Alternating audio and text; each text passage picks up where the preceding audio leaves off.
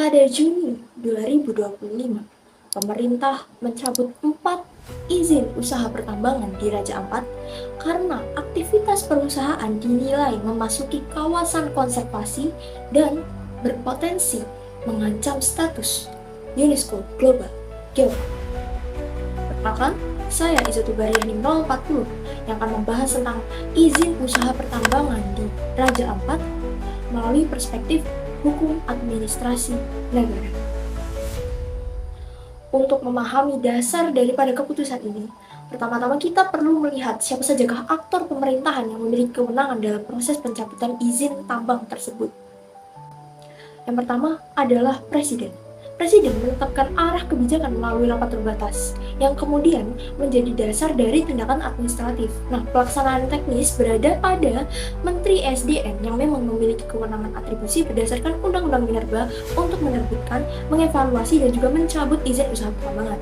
Nah, karena seluruh perizinan ini kini terintegrasi dalam UESRBA, proses finalisasi SK juga melibatkan BKPM sebagai pihak yang memproduksi KTUN. Nah, sementara itu, pemerintah daerah Raja Ampat ini juga berperan melalui kebijakan tata ruang dan zona konservasi yang nantinya menjadi rujukan utama dalam identifikasi kawasan.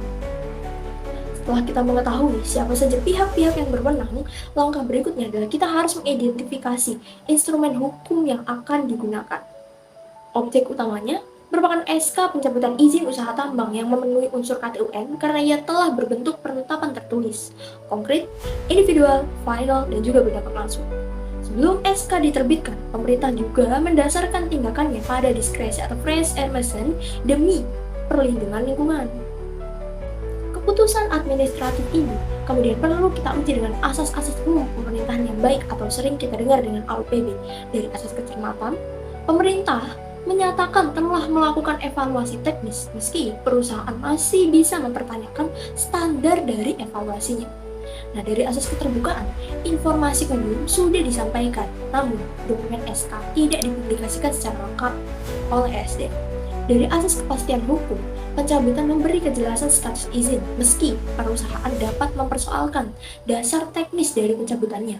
Dan dari asas proporsionalitas, perusahaan berpotensi berpendapat bahwa pencabutan yang langsung merupakan tindakan yang terlalu berat apabila belum pernah ada tahapan sanksi yang mendahulunya.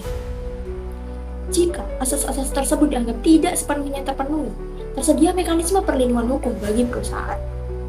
Dalam jalur preventif, perusahaan dapat mengajukan permohonan informasi, keberatan administratif, atau permintaan penjelasan yang lebih rinci atas dasar pencabutan.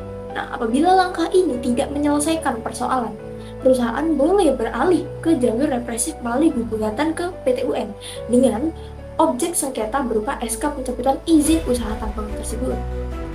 Pada tahap peradilan, kedua pihak akan membuktikan terkait legalitas dari tindakan masing-masing yang telah dilakukan. Perusahaan biasanya menyerang aspek prosedur, transparansi, dan ketepatan dasar daripada pencabutan izin usaha tambang tersebut. Sementara di kubu pemerintah, mereka dapat membuktikan bahwa pencabutan ini dilakukan dalam kerangka kewenangan atribusi dan juga demi kepentingan umum berupa perlindungan kawasan konservasi Raja Ampat tadi.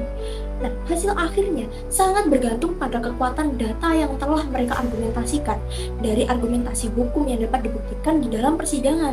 Nah, namun secara umum, pemerintah berada pada posisi yang relatif lebih kuat apabila mampu menunjukkan bahwa kegiatan perusahaan memang bersinggungan dengan kawasan konservasi dan juga evaluasi administratif yang dilakukan sesuai ketentuan.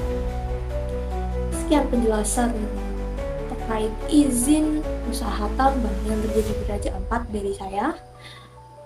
Sekian, terima kasih.